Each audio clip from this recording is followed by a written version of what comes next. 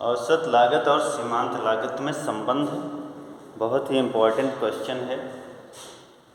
और मान के चलो कि हर एक बार बदल के यानी एक साल छोड़ के अगले साल ये आता है, तो भी 2 सालों से तो पेपर हुए नहीं है, इसलिए पूरे चांस हैं इसके आने के। तो पहले हम ये देखें औसत लागत क्या होती है। औसत लागत और सीमांत लागत हम लोग पढ़ चुके हैं। तो औसत लागत और सीमांत लागत दोनों यू आकार के होते हैं, ये हम पहले पढ़ चुके हैं।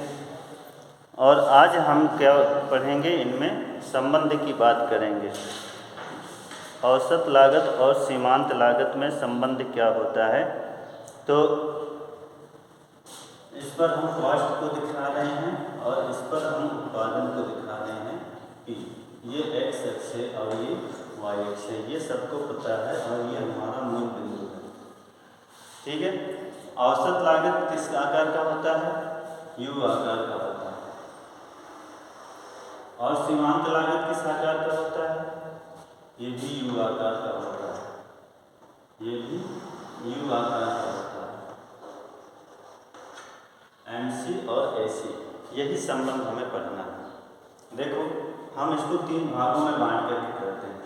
एक भाग यहाँ से यहाँ तक का ले लेते हैं और दूसरा भाग हमारा ये है और तीसरा भाग यहाँ से यहाँ तक का ले लेते हैं। इसको 3 भाग में बांट करके पढ़ लें, बहुत आसान हो जाएगा। ठीक। तो सबसे पहले ये देखते हैं कि पहले MC और AC दोनों गिर रहे हैं। MC वक्र और AC वक्र। MC वक्र, MC का मतलब है मार्जिनल कॉस्ट, मार्जिनल कॉस्ट, और AC का मतलब है एवरेज कॉस्ट।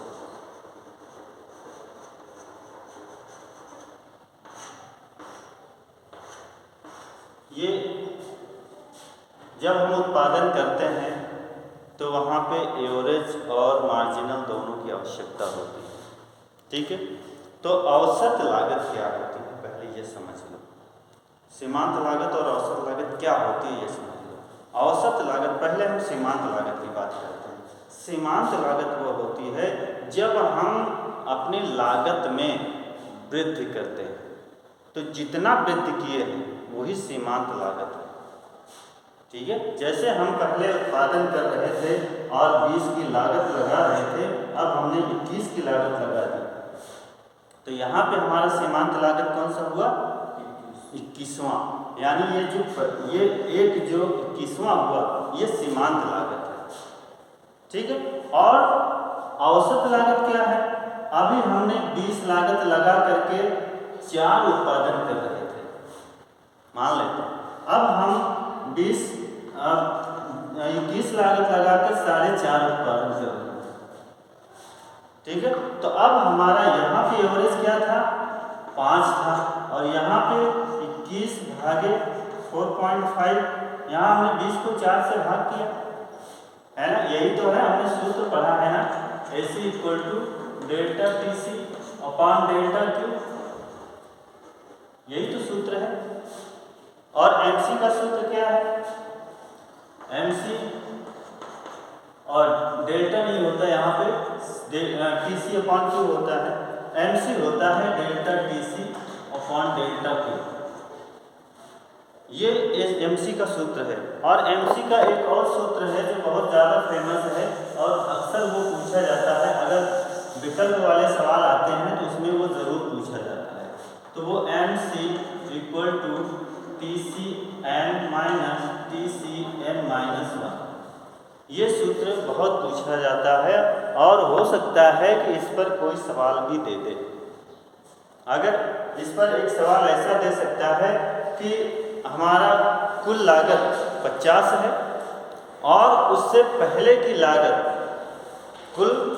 उससे पहले की जो लागत है वो 52 है या 48 है या कुछ दे दिया, और फिर पूछ लिया कि अब आप सीमांत लागत बताइए।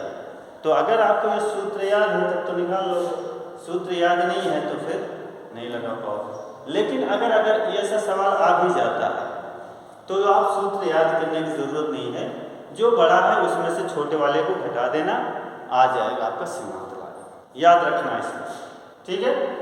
तो अब हम MC की बात कर चुके। सीमांत लागत क्या होती है? जो एक अतिरिक्त इकाई लगा करके हम उत्पादन करना चाहते हैं। लागत की एक अतिरिक्त इकाई लगाते हैं। जो अतिरिक्त हमने जैसे अभी 20 और 21 का एग्जाम्पल लिया, तो अतिरिक्त हमने 21वें में 1 लगाया ना, तो वही एक अतिरिक्त लागत जो है वो सीमांत लागत हुई। अब औसत लागत की बात क्या है? औसत लागत वो होती है कि हम जितनी लागत लगा रहे हैं कुल उत्पादन से भाग कर देते हैं, ठीक है। यहाँ पर हमने देखा ना कि ये Q क्या है? उत्पादन। Q क्या है? हमारा उत्पादन। और डेल्टा ये TC क्या है? Total cost. कुल उत्पादन से उसको हमने भाग कर दिया, तो हमारा आ गया औसत उत्पादन, ठीक है।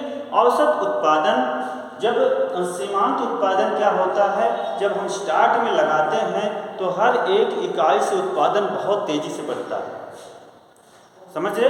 पहला पॉइंट की हम बात कर रहे हैं यहाँ पे, ये जो हमारा यहाँ से यहाँ तक का है, पहला पॉइंट की हम बात कर रहे हैं कि इसमें MC और AC में क्या संबंध है। तो MC और AC में हम देख रहे हैं MC भी गिर रहा है और AC भी गिर रहा है, दोनों गिर रहा है। और MC बहुत तेजी से गिर रहा है AC की तुलना में, है ना। AC भी गिर रहा है, MC भी गिर रहा है, लेकिन AC कम तेजी से गिर रहा है, MC ज़्यादा तेजी से गिर रहा है ना। ज़्यादा तेजी से गिर रहा है, इसका मतलब ये हुआ कि जब हम स्टार्टिंग में लागत लगाते हैं तो स्टार्टिंग में जो प्रति इकाई उत्पादन है वो बहुत तेज होता है, उत्पादन ज़्यादा होता है, यानी लागत कम लगती है ना। उत्पादन ज़्यादा होगा, इसका मतलब लागत कम लग रही है, यानी कम लागत से हम उत्पादन ज़्यादा कर रहे हैं, और यही रीज़न है कि ये हमारा तेज़ी से गिरता है। और औसत उत्पादन प्रति इकाई ना होकर के वो कुल से संबंध रखता है। यहाँ आप देख रहे हैं TC कुल उत्पादन बटा कुल लागत बटे कुल उत्पादन, तो वो भी गिरता तो है, लेकिन MC की तुलना में ये कम गिरेगा। क्यों? क्योंकि ये सबको लेके चलता है, ये प्रति इकाई एक यूनिट को लेके चलता है ना। ये एक यूनिट को लेके चलता है और ये सबका एवरेज निकाल के चलता है। तो हो सकता है कोई ऐसी इकाई हो जो कम उत्पादन कर रही हो, तो इसकी वजह से ये कम तेजी से गिर पाता है ना। यानी अगर हम औसत लेंगे तो औसत उत्पादन हमारा कम होता है, इसी की वजह से इसमें जो है ज़्यादा थोड़ा सा कम गिरावट होती है, यानी हमारी लागत इसकी तुलना में इसमें ज़्यादा लग रही है। समझ में आ रहा है ना? यही पहला पॉइंट है, यही आपको समझाना है। अगर जिसको ये समझ में आ गया तो वो इसको बहुत आसानी से कर ले जाएगा, और इतना मान के चलो 100% क्वेश्चन आना ही आना। तो ये हमारा पहला क्या है? MC गिर रहा है, AC की तुलना में तेजी से गिर रहा है। AC और MC दोनों गिर रहे हैं, लेकिन AC कम तेजी से गिर रहा है, MC ज़्यादा तेजी से गिर रहा है, ठीक है। याद हो गया। अब दूसरा पॉइंट ये है कि यहाँ पे जहाँ पे MC और AC एक दूसरे को काट देते हैं, एक दूसरे को काटते हैं, यानी ये बिंदु ऐसा बिंदु है जहाँ पर दोनों लागतें स्थिर हो जाती हैं। दोनों लागतें स्थिर हो जाती, यानी उत्पादन भी हमारा स्थिर हो जाता है। जब लागत स्थिर तो उत्पादन भी स्थिर, यानी उत्पादन ना घट रहा है ना बढ़ रहा है, यानी लागतें हम घटा बढ़ा नहीं रहे हैं, हमने लागतों को स्थिर कर दिया। एक ऐसा पॉइंट आता भी है कि हम उससे ज़्यादा अगर लागतें लगाएंगे तो उत्पादन हमारा घटेगा, है ना, उत्पादन घटेगा, इसलिए हम उसको स्थिर कर देते, यानी लागतें हम जितनी लगाना चाहते थे अधिकतम लगा चुके हैं। और जब हमारा MC स्थिर हो जाएगा तो AC भी स्थिर हो जाएगा, और रीज़न यही है कि दोनों एक दूसरे को यहाँ पे काट देते हैं, ठीक है। अब तीसरा पॉइंट, अगर हम इसके बाद भी लागतें लगाना जारी रखते हैं, अगर हम चाहते हैं कि और अधिक लागतें लगा दें, तो हमारा प्रोडक्शन घटना शुरू हो जाता है। इसको हम क्या कहते हैं? उत्पादन ह्रास नियम कहते हैं, सुना है? उत्पादन ह्रास नियम लागू हो जाता है और उत्पादन ह्रास नियम लागू हो जाने के कारण एमसी तेजी से बढ़ने भी लगता है। एमसी यानी प्रति इकाई जो लागत है वो ज़्यादा तेजी से बढ़ने लगती है, यानी प्रोडक्शन हमारा घटना शुरू हो जाता है। प्रति इकाई प्रोडक्शन घटना शुरू हो जाता है तो प्रति इकाई लागत ज़्यादा तेजी से बढ़ती है ना। ये ज़्यादा तेजी से बढ़ रही है ना, क्योंकि एसी से एमसी ऊपर है, एसी नीचे है। यहाँ पे क्या था, यहाँ पे एसी ऊपर है यानी ये कम तेजी से गिर रही है और एसी ज़्यादा तेजी से गिर रही है, लेकिन यहाँ पे एमसी ज़्यादा तेजी से बढ़ रही है मतलब उत्पादन घट रहा है। दोनों अपोजिट है ना, लागत और उत्पादन। उत्पादन बढ़ रहा है मतलब ये है कि हमारी लागत घट रही है ना। हमने इसको दीर्घकाल में उत्पादन के नियम में भी पढ़ा था कि अगर हम उसको ये भी कह सकते हैं उत्पत्ति वृद्धि नियम या लागत ह्रास नियम, उत्पत्ति समता नियम, लागत समता नियम, उत्पत्ति ह्रास नियम और लागत वृद्धि नियम। तो ये तीनों यहाँ पर लागू हो रहे हैं। यहाँ पे क्या है, उत्पादन वृद्धि नियम यानी लागत ह्रास नियम, लागत घट रही है। यहाँ पे उत्पत्ति वृद्धि नियम या लागत समता नियम, ये समता नियम, उत्पत्ति समता नियम या लागत समता नियम। यहाँ पे क्या हो रहा है, उत्पत्ति ह्रास नियम। यहाँ उत्पत्ति वृद्धि नियम था, यहाँ उत्पत्ति ह्रास नियम और उत्पत्ति ह्रास नियम यानी लागत वृद्धि नियम हो रहा है ना, यानी लागत बढ़ रही है और उत्पादन घट रहा है।